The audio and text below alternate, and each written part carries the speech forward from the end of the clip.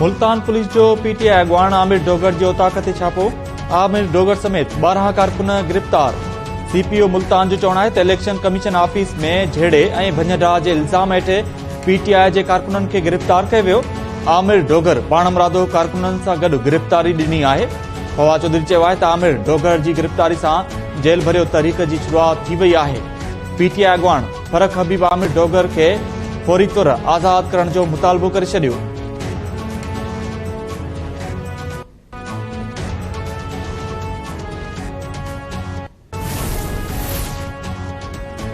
नेब कानून में तरमीम सां वज़ीर आज़म शहबाज शरीफ, अॻूणी सदर आसिफ अली ज़रदारी, यूसुफ रज़ा गिलानी, परवेज़ अशरफ, शौकत तरीन समेत केतिरनि ई सियासतदाननि फ़ाइदो वरितो। फ़हिरिस्त सुप्रीम कोर्ट में पेश। नेब कानून में तरमीम ख़िलाफ़ इमरान ख़ान जी दरख़्वास्त ते ॿुधणी दौरान पेश कयल फ़हिरिस्त में अॻूणे गवर्नर मेहताब खान, तब्तीन खान, अनवर मजीद, शौकत अज़ीज़, असलम रैसाणी, लश्करी रैसाणी, लियाकत जतोई ऐं ॿियनि जा नाला बि शामिल। चीफ जस्टिस रिमार्क्स ॾिना त पार्लियामेंट अदलिया खे को बि कानून कालाधम करार ॾियण लाइ घणा अख़्तियार ॾिना आहिनि। जस्टिस मंसूर अली शाह पुछियो त छा नेब तरमीमूं बुनियादी हक़नि खां सवाइ बाक़ी आइनी शकनि सां टकराव में हुजण ते कालाधम थी सघनि थियूं। जस्टिस इजाज़ुल हसन रिमार्क्स ॾिना त मुमकिन आहे त अदालत उन नतीजे ते पहुचे त नेब तरमीमुनि मां फ़ाइदो उन्हनि खे थियो जेके हुकूमत में आहिनि।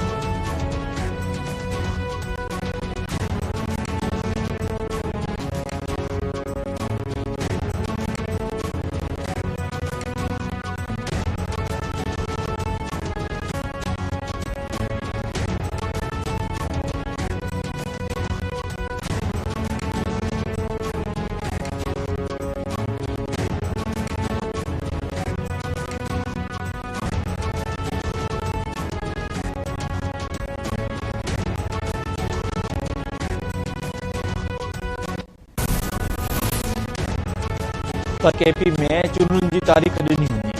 पलवी चीफ इलेक्शन कमिश्नर खे ख़त लिखी छॾियो। सदर पारां लिखियल ख़त में ॼाणायो वियो आहे त इस्तेमाल आइन 90 ॾींहनि अंदरि चूंडू जो पाबंद बणाए थो। इलेक्शन कमीशन एक्ट 2017 तहत वरी नयनि चूंडुनि जो ऐलान करे चूंड जी तारीख़ सां ई सूबाई ऐं आम चूंडुनि बाबति अफ़वाहुनि खे ख़तमु करे सघिजे थो। फर्ज़नि जी अदायगी में नाकामी ते इलेक्शन कमीशन खे आइन जी भञकड़ी जो ज़िम्मेवार करार ॾिनो वेंदो।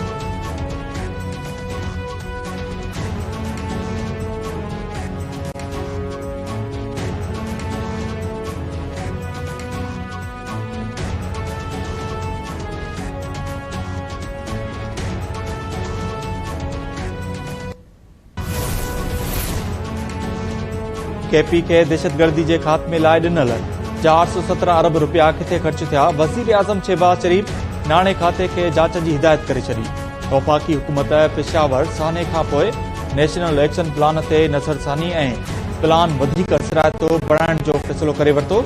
क़यादत खां पार्लियामेंट जे गॾियल इजलास में इन कैमरा इजलास में ब्रीफिंग वठण जो भी फ़ैसिलो। पुलिस लाइन साने के नज़र में रखंदे कौमी सलामती कमेटी जो इजलास घुराइण जो भी फैसलो थींदो। बहुत फख्र कर रहा हूं कि इस पूरे सिलसिले में सबसे आगे जैसे वर्ल्ड बैंक का सदर ने कहा है कि हमारे हुकूमत सिंध और चीफ मिनिस्टर सिंध का मेहनत की वजह से जिनीवा कॉन्फ्रेंस का ठीक 1 महीने बाद हम आज यहाँ खड़े हैं और आज आपके सामने हमने लोगों के घरों को एक बार फिर बनाने का जो सिलसिला है वो हमने शुरू कर लिया है। उनसे ये वादा था कि मुश्किल है, टाइम लगेगा, मगर मेरा आपसे ये वादा है कि इंशाअल्लाह ताला हम मिल के आपको तामीर नौ से हम आपके घर को बनाएंगे। हम ना सिर्फ जिन लोगों का घर को नुकसान हुआ या बिल्कुल ही तबाह हुआ उसको एक बार फिर बनाएंगे कि हम ना सिर्फ इनको घर बना के दें मगर सैलाब मुतासरीन को मालिकाना हकूक भी दे दें। और मेरा तो मुतालबा होगा सीएम साहब से कि वो मालिकाना हकूक जो है वो घर के औरत को दिया जाए। पीपी चेयरमैन ऐं परॾेही वज़ीर बिलावल भुट्टो ॿोॾि मुतासिरनि खे घर ठाहे ॾियण सां गॾु खेनि मालिकाना हक़ बि ॾियण जो ऐलान करे छॾियो। बिलावल भुट्टो चयो त वॾे वज़ीर खे चवंदुसि त मालिकाना हक़ घर जी औरतुनि खे ॾिना वञनि। सिंध हुकूमत अमीरनि ऐं ग़रीबनि विच में फ़र्क़ु ख़तमु करणु चाहे थी। ॿोॾि मुतासिरनि जे घरनि जी अदावत लाइ 1 ॾहाई $5 अरब जी ज़रूरत आहे। कराची में कॉन्फ्रेंस कंदे बिलावल भुट्टो चयो त सिंध ऐं वॾे वज़ीर जी महिनत आहे जो जिनी कॉन्फ्रेंस जे 1 महीने बाद हिते बीठल आहे। एहतियाती हुकूमत ऐं परॾेही पॉलिसी जी सभ वॾी कामयाबी जिनीवा कॉन्फ्रेंस आहे। IMF खे चवां थो त बोर्ड खे ॾींदड़ माण्हुनि खे महांगाई में न ॿोड़े।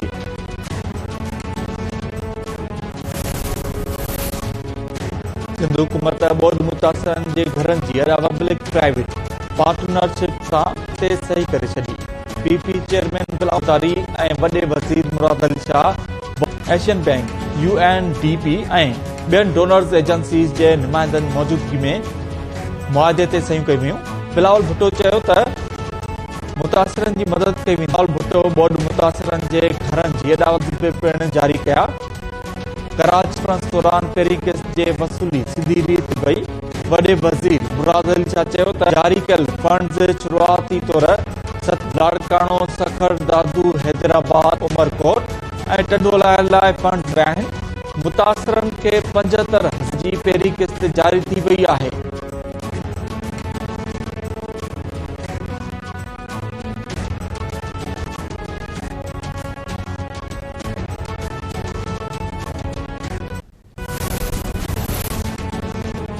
इस्लामाबाद जी अदालत शेख रशीद अली जे राहदारी रिमांड ते मरी पुलिस हवाले सुभाणे मंझंदि जो लाॻापियल अदालत करण जो हुकुम। शेख रशीद मीडिया सां ॻाल्हाए खांसि का बि जांच न पई थिए। इमरान खान सां गॾु इलेक्शन विढ़ंदो।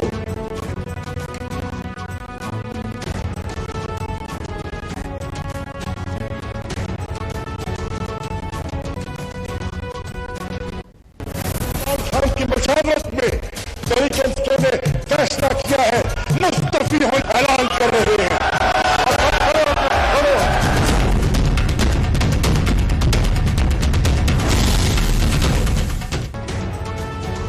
लाहौर हाईकोर्ट तहरीक इंसाफ जे 43 MNAs खे डीनोटिफाई करण वारो इलेक्शन कमीशन जो नोटिफिकेशन मुअतल करे छॾियो।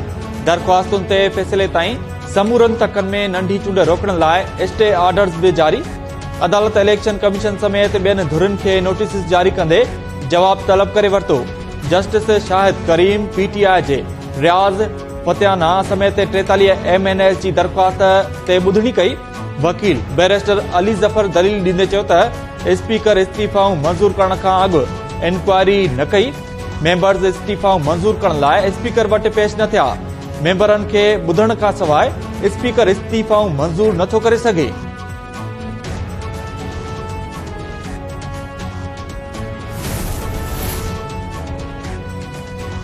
PTI लाहौर हाई कोर्ट जे फ़ैसिले बाद क़ौमी असेंबली जे अपोज़िशन लीडर राजा रियाज़ खे तब्दील करण जो मुतालबो करे छॾियो। असद उमर चयो आहे त अदालत सियासी बुनियादनि ते कयल फ़ैसिलो मुअतल करे छॾियो। राजा रियाज़ अपोज़िशन लीडर जो कमरो ख़ाली करण जी तयारी करे। फवाद चौधरी जो चवणु आहे त स्पीकर जमहूरियत जो एतिराम करे अपोज़िशन लीडर खे तब्दील करण जो नोटिफिकेशन जारी कयो वञे। हर भेरे अदालत वञणु सुठी पार्लियामानी रवायत न आहे।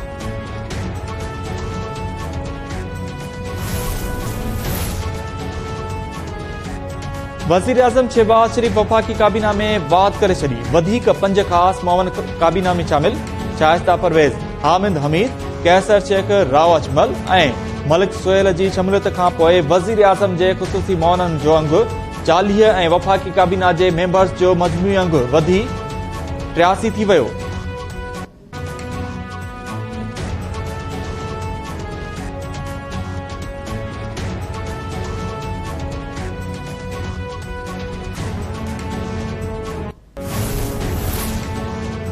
सखर वेझो अगवा थी वियल इनकम टैक्स जो असिस्टेंट कमिश्नर बाज़ियाब।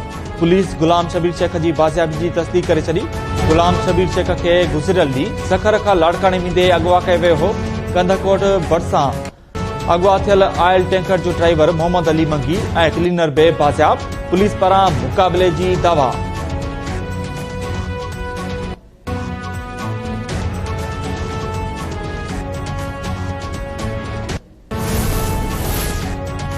इटली खां आयल 13 रुकनी वफ़द जो सिंध जे क़दीमी माग मुंहं जे दड़े जो दौरो। इटली जे परॾेही वफ़द मारिया लोज़ा जे अॻुवाणी में माग जे मुख़्तलिफ़ हंधनि बीके एरिया, एशार, स्टूपा, ग्रैथ बाथ, म्यूज़ियम ऐं ॿिया आसार घुमी ॾिठा। मारिया लोज़ा जो चवणु आहे त मुंहं जो दड़ो अज़ीम ऐं क़दीम तहज़ीबी वरिसो आहे। हितां जा माण्हू हज़ारे साल अॻु बि तहज़ीब याफ़्ता हुआ।